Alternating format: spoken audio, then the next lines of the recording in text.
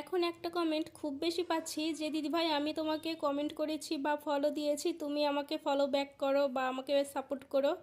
তো আসলে আমি তোমাদেরকে বলতে চাই যে বোন, আসলে এইভাবে সাপোর্ট করো বা ফলো দিও, এইভাবে কিন্তু ফলোয়ার্স বাড়ানো যাবে না একদমই। যদি তুমি ফলোয়ার্স বাড়াতেই চাও তাহলে তোমার কাজে ফোকাস দিতে হবে, কাজের উপর মন দিতে হবে, মন দিয়ে তোমাকে কাজটা করতে হবে। এই যেমন ধরো, যে কাজের উপর তোমার বেশি অভিজ্ঞতা আছে, যে কাজটা তুমি খুব বেশি ভালো করতে পারো, তুমি সেটা নিয়েই ভিডিও করতে পারবে।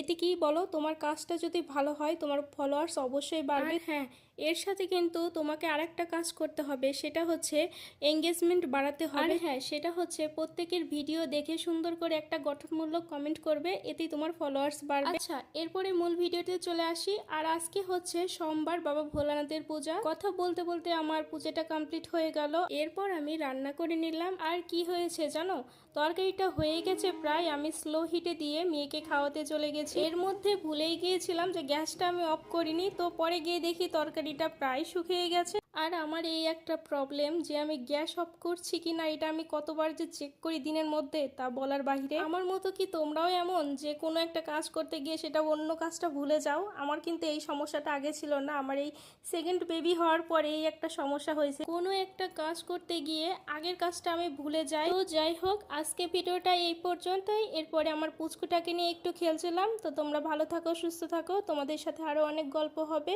নেক্সট কোনো ভিডিওতে।